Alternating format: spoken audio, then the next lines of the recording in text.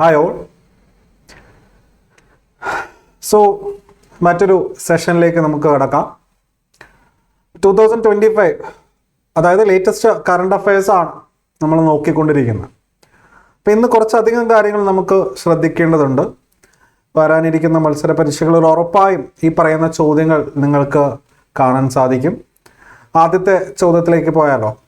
അപ്പോൾ ഈ ഒരു ക്ലാസ്സിൻ്റെ നോട്ട് ക്ലാസ് കഴിഞ്ഞ് ഉടൻ തന്നെ എംഫേവർ ലേണിംഗ് ആപ്പിനുള്ളിൽ PDF നോട്ട് പ്രൊവൈഡ് ചെയ്യുന്നുണ്ട്. അവിടെ നിന്നും ഡൗൺലോഡ് ചെയ്യാവുന്നതാണ്. ഓക്കെ,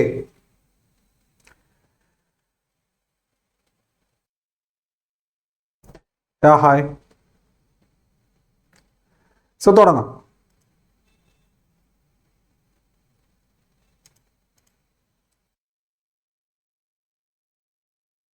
ആദ്യത്തെ ചോദ്യം ഒന്ന് നോക്കിക്കേ. പട്ടികവർഗ മേഖലയിലെ പട്ടികവർഗം എന്ന് പറയുമ്പോൾ തന്നെ നിങ്ങൾക്ക് അറിയാം, പട്ടികജാതി പട്ടികവർഗം അല്ലേ. പട്ടികവർഗം എന്ന് പറയുമ്പോൾ ഷെഡ്യൂൾഡ് ട്രൈബ്സ് ആണ്, ഗോത്ര വിഭാഗം, ആദിവാസി.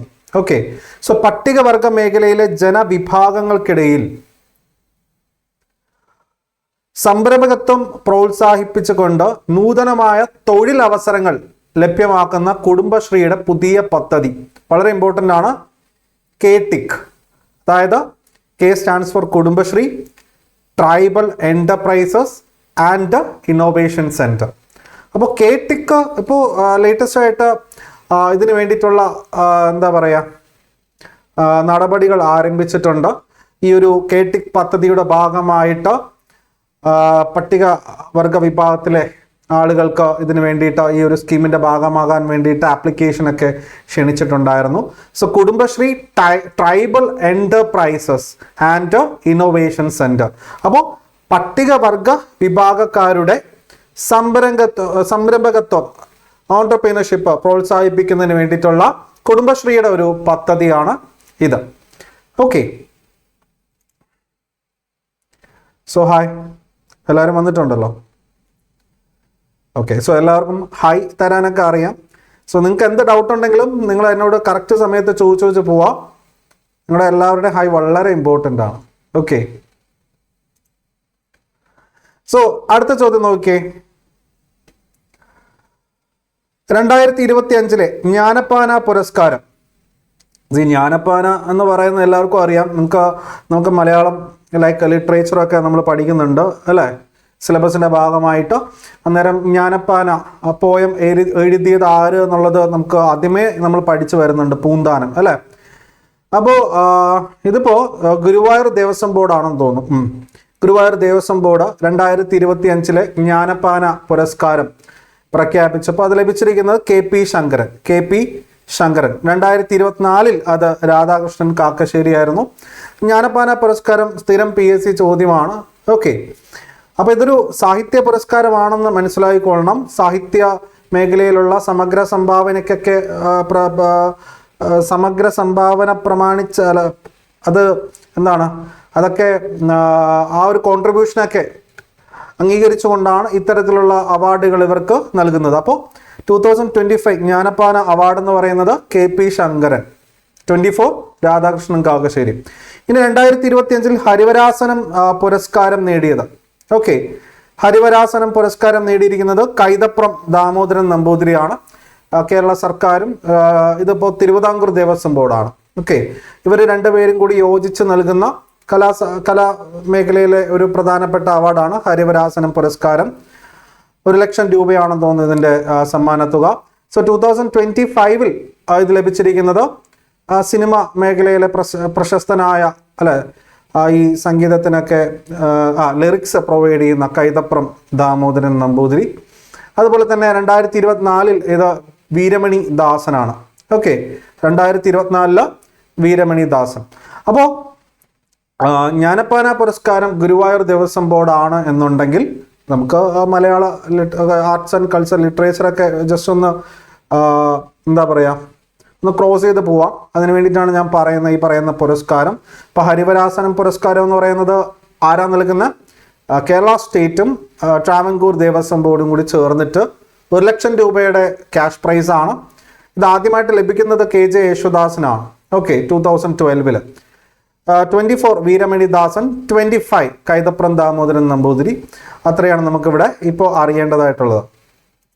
ഇനി ഗുജറാത്തിലെ മുന്ദ്ര തുറമുഖത്തിൻ്റെ മാതൃകയിൽ കേരളത്തിൽ വികസിപ്പിക്കുന്ന തുറമുഖം എല്ലാവർക്കും അറിയാം. ഇൻ്റർനാഷണൽ ഒരു പോർട്ടായിട്ട് മാറിയിട്ടുണ്ട് വിഴിഞ്ഞം എന്ന് പറയുന്നത്. അപ്പോൾ വിഴിഞ്ഞം പോർട്ടിന് കൊടുത്തിരിക്കുന്ന ലൊക്കേഷൻ കോഡ് നമ്മൾ പഠിച്ചു വയ്ക്കണം. INTRV 01 ആണ്. IN stands for India, TRV Trivandrum, പിന്നെ പോർട്ട് 01. ഓക്കെ. 2027 പ്രഥമ ഒളിമ്പിക്സ് സ്പോർട്സിൻ്റെ വേദി. സ്പോർട്സ് എന്ന് പറഞ്ഞു കഴിഞ്ഞാൽ എന്താണ്? ഇലക്ട്രോണിക് സ്പോർട്സ് ആണ് അല്ലേ, അതായത് വീഡിയോ ഗെയിംസ് ഒക്കെ ആയിട്ട് ബന്ധപ്പെട്ട്. അപ്പോൾ 2027 ആദ്യമായിട്ട് പ്രഥമ ഒളിമ്പിക് സ്പോർട്സ് നടക്കാൻ പോവുകയാണ്. വീഡിയോ ഗെയിംസും മറ്റ് സംഗതികളൊക്കെ ആയിരിക്കും. അതിൻ്റെ വേദി എന്ന് പറയുന്നത് റിയാദാണ്, സൗദി അറേബ്യ. 5 വർഷത്തേക്ക് ICC ഇന്റർനാഷണൽ ക്രിക്കറ്റ് കൗൺസിൽ അല്ലെ, അതിൻ്റെ ഇപ്പോഴത്തെ അധ്യക്ഷനാണ് നമ്മുടെ ഇന്ത്യക്കാരനായ അമിത് ഷായുടെ മകനാണ്. സോ ICC ക്രിക്കറ്റിൽ നിന്നും വിലക്കിയ ബംഗ്ലാദേശ് വനിതാ താരം ഷൊഹൈലി അക്തർ. ഇത് വളരെ ഇമ്പോർട്ടൻ്റ് ആണ്. 2023 സൗത്ത് ആഫ്രിക്കയിൽ വെച്ച് നടന്ന വനിതാ വേൾഡ് കപ്പിൽ എന്താ പറയുക, മാച്ച് ഫിക്സിങ്ങുമായിട്ട് ബന്ധപ്പെട്ട്, ഓക്കെ, അതായത് കറപ്ഷനുമായിട്ട് ബന്ധപ്പെട്ടാണ് ഇവരെ ഈ പറയുന്ന രീതിയിൽ ബാൻ ചെയ്തിരിക്കുന്നത്. ഇതോടുകൂടി ക്രിക്കറ്റ് ലോകത്ത് ബാൻ ലഭിക്കുന്ന ആദ്യത്തെ വനിതാ താരമാണ് ബംഗ്ലാദേശുകാരിയായ ഷൊഹൈലി അക്തർ. 2025 38ാമത് നാഷണൽ ഗെയിംസ് വേദി. സോ 2025 ആദ്യ മാസത്തോടു കൂടി തന്നെ നടന്നതാണ് നാഷണൽ ഗെയിംസ് എന്ന് പറയുന്നത്. സോ 2025 നടന്നിരിക്കുന്നത് 38ാമത് നാഷണൽ ഗെയിംസ് ആണ്. ഉത്തരാഖണ്ഡിലാണത് നടന്നത്. ഈ പറയുന്ന നാഷണൽ ഗെയിംസിൽ ജേതാക്കൾ എന്ന് പറയുന്നത് സർവീസസ് ആണ്. 2ാം സ്ഥാനത്ത് മഹാരാഷ്ട്രയും 3ാം സ്ഥാനത്ത് ഹരിയാനയുമാണ്. അപ്പോൾ സർവീസസ് എന്ന് പറയുമ്പോഴേക്കും എന്താണ് ഈ പറയുന്ന അതൊരു സ്റ്റേറ്റ് അല്ലല്ലോ. സർവീസിൽ ഇരിക്കുന്ന ആളുകൾക്ക് കേന്ദ്ര സർക്കാരിൻ്റെ വിവിധ മേഖലയിൽ ജോലി ചെയ്യുന്ന അല്ലെങ്കിൽ അതുമായി ബന്ധപ്പെട്ടിട്ടുള്ള ആളുകളാണ് അവിടെ ഉള്ളത്, സർവീസസ്. അതല്ലാതെ സ്റ്റേറ്റ് എടുത്ത് നോക്കുകയാണെങ്കിൽ 1ാം സ്ഥാനം അങ്ങനെ എടുത്ത് ചോദിക്കാം. ഒരു പക്ഷേ നാഷണൽ ഗെയിംസിൽ മുൻപന്തിയിലെത്തിയ സംസ്ഥാനം ഏതെന്ന് ചോദിച്ചാൽ അവിടെ സർവീസസ് എന്ന് ഉത്തരം കൊടുക്കാൻ പറ്റത്തില്ല. സർവീസസ് എന്ന് പറയുന്ന ഒരു ടീമാണ്. ഓക്കെ, പല സംസ്ഥാനങ്ങളിൽ നിന്നുള്ളവർ സർവീസിലുള്ള ആളുകളാണ്. എന്നാൽ സംസ്ഥാനം എന്ന് എടുത്ത് ചോദിച്ചാൽ അവിടെ 1ാം സ്ഥാനം മഹാരാഷ്ട്രയ്ക്കാണ്. പക്ഷെ നാഷണൽ ഗെയിംസ് ജേതാക്കൾ സർവീസസ്, 2ാം സ്ഥാനം മഹാരാഷ്ട്ര, 3ാം സ്ഥാനം ഹരിയാന. കേരളത്തിന്റെ സ്ഥാനം എന്ന് പറയുന്നത് 14ാം സ്ഥാനമാണ്. വളരെ വേസ്റ്റ് പെർഫോമൻസസ് ആണ്, one of the waste performances ആണ് കേരളത്തിൻ്റെത് നാഷണൽ ഗെയിംസിൽ. 13 സ്വർണ്ണം ഉൾപ്പെടെ 54 മെഡലുകളാണ്. ഓക്കെ, അപ്പോൾ പക്ഷേ ഇതിൽ വളരെ ഇമ്പോർട്ടൻ്റ് ആയിട്ട് ഓർത്തു വയ്ക്കാവുന്ന ഒരു പേരെന്ന് പറയുന്നത് ഹർഷിത ജയറാം എന്ന വനിതയാണ്. വനിതാ നീന്തൽ താരമാണ്. കേരളത്തിന് വേണ്ടിയിട്ട് ഇത്തവണത്തെ നാഷണൽ ഗെയിംസിൽ 3 സ്വർണ്ണ മെഡൽ, ഹാട്രിക് സ്വർണ്ണ മെഡൽ നേടിയ ആളാണ്. 14 സ്വർണ്ണത്തിൽ 3 എണ്ണം ഹർഷിത ജയറാമിൻ്റെയാണ്. നാഷണൽ ഗെയിംസുമായിട്ടൊക്കെ ബന്ധപ്പെട്ട പ്രധാനപ്പെട്ട നോട്ടുകൾ നമ്മുടെ ആപ്പിനുള്ളിൽ ഞാൻ പ്രൊവൈഡ് ചെയ്തിട്ടുണ്ട്, അത് നോക്കിക്കൊള്ളുക. അപ്പോൾ ഇത്തവണത്തെ നാഷണൽ ഗെയിംസിന്റെ ഭാഗ്യചിഹ്നം എന്ന് പറയുന്നത് മൗളിയാണ്. മൗളി എന്ന് പറഞ്ഞു കഴിഞ്ഞാൽ ഉത്തരാഖണ്ഡിന്റെ സംസ്ഥാന പക്ഷിയായ ഹിമാലയൻ മൊണാൽ, അതിൽ നിന്നും പ്രേരണ ഉൾക്കൊണ്ടാണ് മൗളി എന്ന ഒരു പേര് കൊടുത്തിട്ടുള്ളത്. ഇനി 2027, ഇനി ഇപ്പോൾ 2025 നടന്നത്. അടുത്ത 2 വർഷം കഴിഞ്ഞ്, അതായത് 2027 39ാമത് ദേശീയ ഗെയിംസ് നടക്കാൻ പോകുന്നത് മേഘാലയയിൽ വെച്ചിട്ടാണ്. മേഘാലയ നോർത്ത് ഈസ്റ്റേൺ സ്റ്റേറ്റ് ആണ്. ഇനി അതുപോലെ തന്നെ 2026 20ാമത് ഏഷ്യൻ ഗെയിംസ് വേദി എന്ന് പറയുന്നത് ഐച്ചി നഗോയ, ജപ്പാനിലാണ്. ഐച്ചി നഗോയ എന്നീ 2 സ്ഥലങ്ങൾ. 2030 ദോഹ, 2034 റിയാദ്. അപ്പോൾ ഏഷ്യൻ ഗെയിംസ് വളരെ ഇമ്പോർട്ടൻ്റ് ആണ്. കാരണം എന്ന് വെച്ച് കഴിഞ്ഞാൽ 2026 വരാനിരിക്കുന്ന എത്രാമത്തെ എഡിഷൻ ആണ് എന്നുള്ളത് ചോദിക്കും. 20ാമത്തെ എഡിഷനാണ്. ഓക്കെ, അപ്പോൾ അത് നടക്കുന്നത് എവിടെയാണ്? ഈ പറയുന്ന ഐച്ചി നഗോയ അഥവാ ജപ്പാനിലാണ്. ഇപ്പോൾ നിങ്ങൾക്ക് ഇതിന് മുന്നേ ഒരു 2022 നമുക്ക് ഏഷ്യൻ ഗെയിംസ് 2022 ഹാങ്ഷു ചൈനയിൽ വെച്ചിട്ടായിരുന്നു അല്ലേ. അപ്പോൾ ഇത് നമുക്ക് ഇങ്ങനെ നോക്കി പോവാം. എങ്ങനെ വേണമെങ്കിലും PSC ചോദിച്ചു വരും. 2022 Hangzhou, 2025 Aichi Nagoya Japan. Okay, sorry 2026 Aichi Nagoya Japan. ഓരോ 4 വർഷം കൂടുമ്പോഴാണ്. 2030 ഖത്തറിലെ ദോഹ, 2034 സൗദി അറേബ്യയിലെ റിയാദ്. ഇതുവരെയുള്ള വെന്യൂ ആണ് നമുക്ക് അറിയാവുന്നത്. ഇനി 2025 9ാമത് ഏഷ്യൻ വിന്റർ ഗെയിംസ്. അപ്പോൾ ഒളിമ്പിക്സിൽ തന്നെ നിങ്ങൾക്ക് അറിയാലോ, വെറും ഒളിമ്പിക്സ് എന്ന് പറയുന്നത് സമ്മർ ഒളിമ്പിക്സ് ആണ്. ശൈത്യ ഒളിമ്പിക്സ് ഉണ്ട്, വിന്റർ ഒളിമ്പിക്സും ഉണ്ട്, അതേപോലെ തന്നെ ഏഷ്യൻ ഗെയിംസും ഉണ്ട്, വിന്റർ ഏഷ്യൻ ഗെയിംസും ഉണ്ട്. വെറും ഏഷ്യൻ ഗെയിംസ് ആണ് ഇപ്പോൾ നമ്മൾ പറഞ്ഞത്, സമ്മർ ഏഷ്യൻ ഗെയിംസ് ആണ്. വിന്റർ ഏഷ്യൻ ഗെയിംസ് ഈ വർഷം 2025 എവിടെ വെച്ചിട്ടാണെന്ന് ചോദിച്ചു കഴിഞ്ഞാൽ ചൈനയിലെ ഹർബിനിൽ വെച്ചാണ്. ഹർബിൻ. ഇനി കേരള വനം വകുപ്പിന്റെ സർപ്പ ആപ്പിന്റെ ബ്രാൻഡ് അംബാസിഡർ. സർപ്പ ആപ്പ് ഈ പാമ്പുകളുമായി ബന്ധപ്പെട്ടിട്ടുള്ള അവയർനെസ് ജനങ്ങൾക്ക് പ്രൊവൈഡ് ചെയ്യുന്നതിന് വേണ്ടിയിട്ടാണ് സർപ്പ ആപ്പ്. ആ ആപ്പിന്റെ ബ്രാൻഡ് അംബാസിഡർ ടോവിനോ തോമസ്. കേരള ആരോഗ്യ വകുപ്പിന്റെ ആരോഗ്യ ആനന്ദം അകറ്റാം അർബുദം എന്ന ക്യാമ്പയിനിന്റെ ബ്രാൻഡ് അംബാസിഡർ എന്ന് പറയുന്നത് മഞ്ജു വാര്യർ ആണ്. മഞ്ജു വാര്യർ. ഓക്കെ. സോ എന്താണ് മറ്റേ ലൂസിഫർ സിനിമയിൽ പറയുമ്പോൾ PKR അല്ലെ, PK ഹരിദാസോ രാമദാസോ എന്തോ, അവരെ 2 മക്കളാണ്. ഒന്ന് ടോവിനോ തോമസ് സർപ്പ ആപ്പിന്റെ ബ്രാൻഡ് അംബാസിഡറും, മറ്റൊന്ന് കേരള ആരോഗ്യ വകുപ്പിന്റെ ആരോഗ്യ ആനന്ദം അകറ്റാം അർബുദം ക്യാൻസറുമായിട്ട് ബന്ധപ്പെട്ട് വരുന്ന ഒരു ക്യാമ്പയിനാണ് മഞ്ജു വാര്യർ. ഇനി 2025 37ാമത് കേരള സയൻസ് കോൺഗ്രസ്. അപ്പോൾ നമുക്ക് ഈ 37ാമത് എന്നൊക്കെ പറഞ്ഞ് ഞാൻ കൊടുക്കുന്നതെന്ന് വെച്ച് കഴിഞ്ഞാൽ PSC കഴിഞ്ഞ തവണ ചോദിച്ചാണ് 36ാമത് 36th കേരള സയൻസ് കോൺഗ്രസ്. അത് ഏത് വർഷത്തെ ആണെന്ന് അന്ന് നമ്മൾ 2024 പരീക്ഷ എഴുതിയത് കൊണ്ട് 2024 എന്ന് പറഞ്ഞ് നമ്മൾക്ക് ലോജിക്ക് ഉപയോഗിച്ച് അങ്ങ് ഉത്തരം കൊടുക്കും. അതേസമയം ഈ 2025 ചോദിക്കുന്നതെങ്കിലോ 36ാമത് കേരള സയൻസ് കോൺഗ്രസിന്റെ വേദി എന്ന് ചോദിച്ചു കഴിഞ്ഞാൽ നമ്മൾ ഇപ്പൊ 2025 പഠിച്ചു വെച്ചിട്ടുണ്ട്, അതെടുത്തിട്ട് അങ്ങ് ചാർത്തും. അപ്പോൾ 36ാമത് എന്ന് പറയുന്നത് 2024 കാസർഗോഡ്. 37ാമത് എന്ന് പറയുന്നത് 2025 Thrissur. Okay, Thrissur Kerala agricultural university ഉണ്ടല്ലോ, വെള്ളാനിക്കര, അവിടെ വെച്ചിട്ടാണ് ഇത് വന്നത്. ഇനി 2025 ഇന്റർനാഷണൽ ബുക്ക് പ്രൈസിനായിട്ട് ഷോർട്ട് ലിസ്റ്റ് ചെയ്യപ്പെട്ട ഇന്ത്യൻ പുസ്തകം, അതാണ് ഹാർട്ട് ലാമ്പ് എന്ന് പറയുന്നത്. ഓക്കെ, എഴുതിയത് ഒരു ബാനു മുസ്താഖ് ആണ്, ഒരു മുസ്ലിം വനിത. അവർ കുറേ വർഷങ്ങളായിട്ട് അവർ എക്സ്പീരിയൻസ് ചെയ്തിട്ടുള്ള അവരുടെ ലൈഫിൻ്റെ ഒരു ഷോർട്ട് സ്റ്റോറി കളക്ഷനാണ് ഹാർട്ട് ലാമ്പ് എന്ന് പറയുന്നത്. അത് ഇംഗ്ലീഷിലേക്ക് വിവർത്തനം ചെയ്തിരിക്കുന്നത് ദീപ ബാസ്തിയാണ്. അപ്പോൾ ഇന്റർനാഷണൽ ബുക്ക് പ്രൈസ് അഥവാ മാൻ ബുക്ക് പ്രൈസിനെ കുറിച്ച് ഞാൻ പറയാതെ തന്നെ നിങ്ങൾക്ക് അറിയാം. നമ്മൾ എപ്പോഴും അത് PSC പരീക്ഷകളിൽ ചോദിച്ചു വരുന്നുണ്ട്. എങ്ങനെ 2024 ഇന്റർനാഷണൽ ബുക്ക് പ്രൈസ് വിന്നർ ഒക്കെ PSC ചോദ്യം ചോദിച്ചിട്ടുള്ളതാണ്.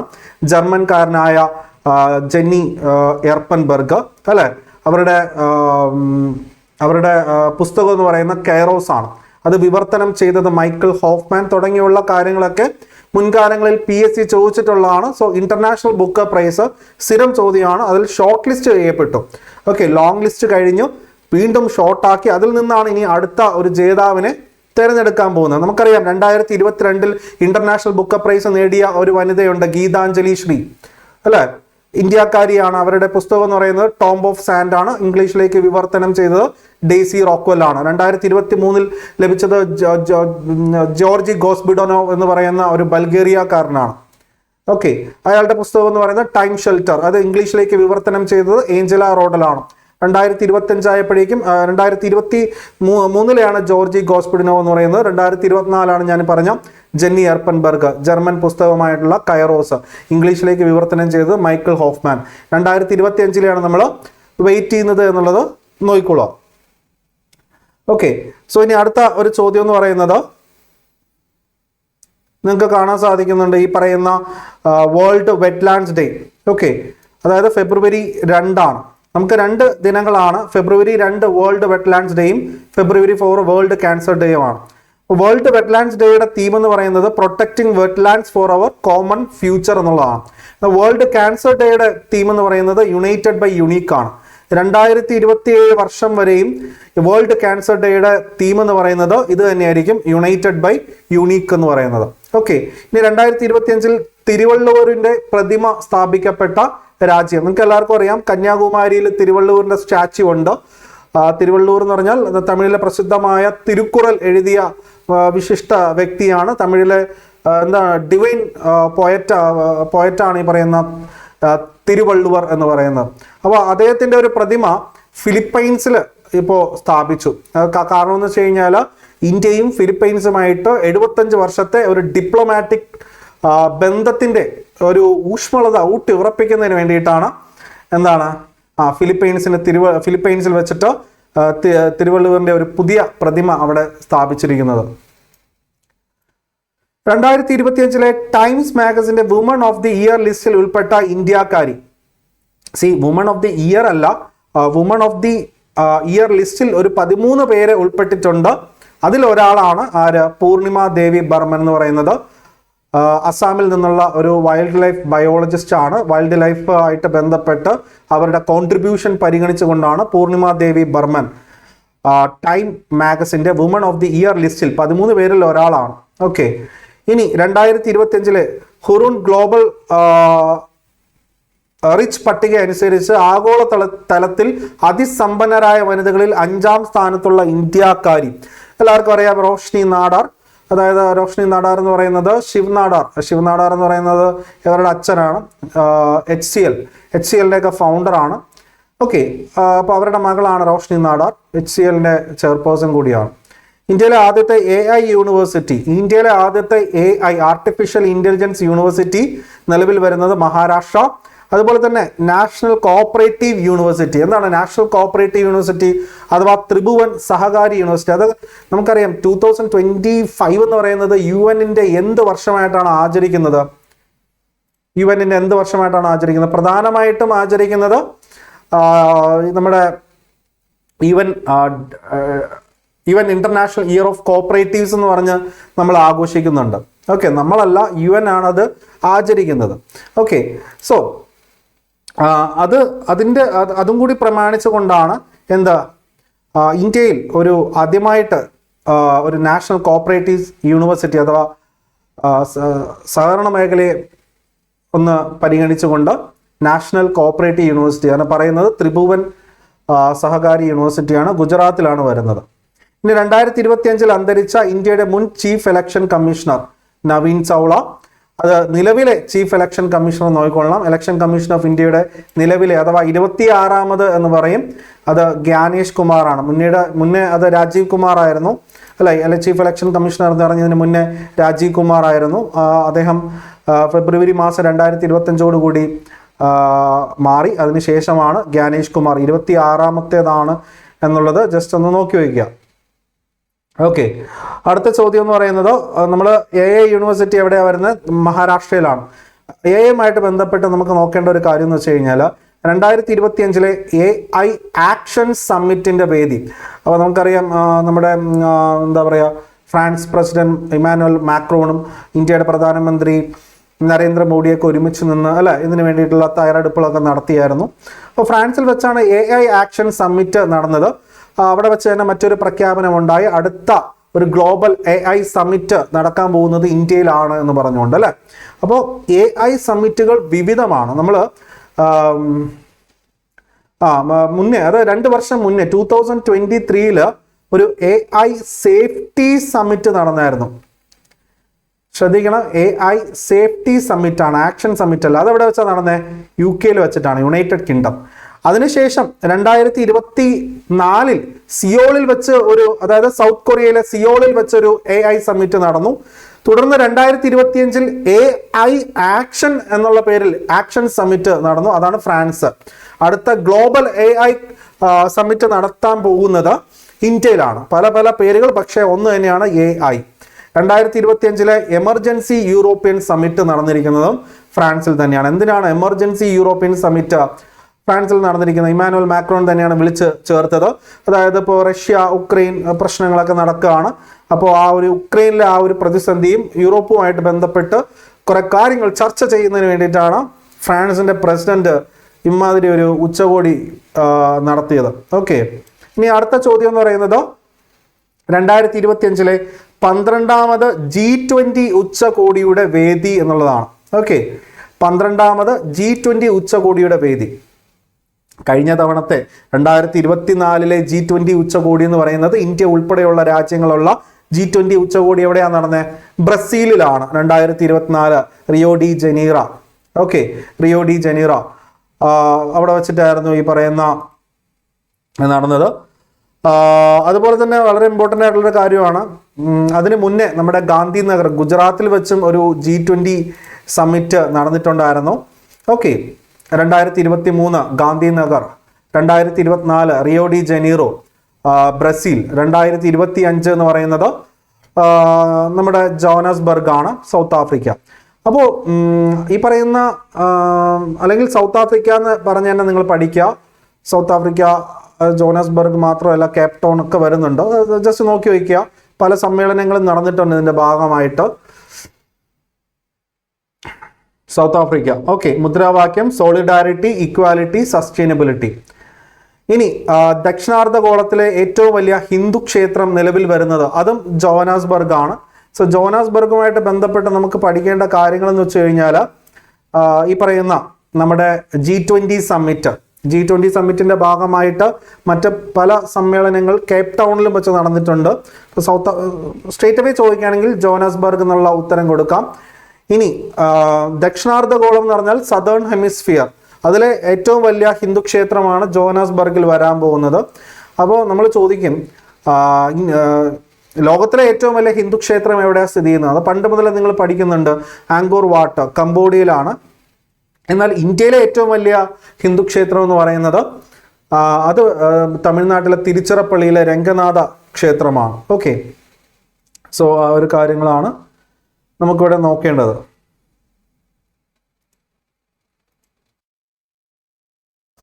ഓക്കെ,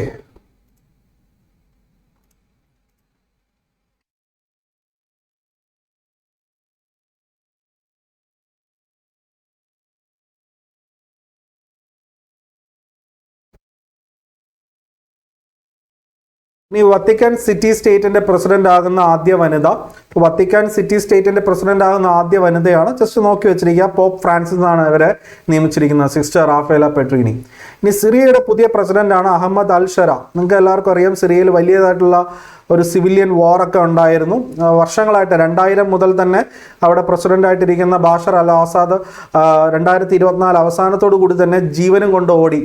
റഷ്യയാണ് അവർക്ക് അഭയം നൽകിയിരിക്കുന്നത്. ഓക്കെ, ഇപ്പോൾ നമ്മുടെ ബംഗ്ലാദേശിൻ്റെ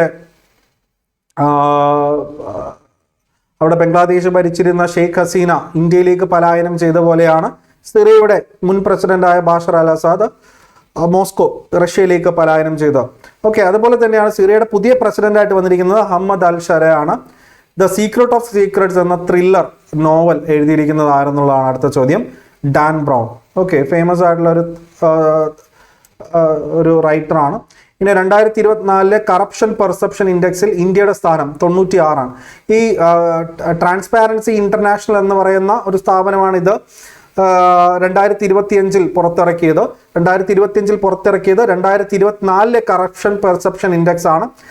ഈ ഇൻഡെക്സ് എന്ന് പറയുന്ന ഒരു സ്കെയിലാണ്. ഈ സ്കെയിലിൽ 0 മുതൽ 100 വരെയുള്ള ഒരു നോട്ടിങ്സ് ഉണ്ട്.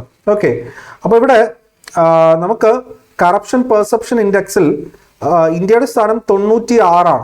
ഓക്കെ, ഏറ്റവും കറപ്ഷൻ കൂടിയ രാജ്യം ഏതെന്ന് ചോദിച്ചു കഴിഞ്ഞാൽ അത് ഈ പറയുന്ന ആഫ്രിക്കൻ രാജ്യങ്ങൾ തന്നെയാണ് ഏറ്റവും ലാസ്റ്റ് വന്നിരിക്കുന്നത്, സൗത്ത് സുഡാൻ. എന്നാൽ ഏറ്റവും കുറഞ്ഞത് ഫിൻലാൻഡാണ്.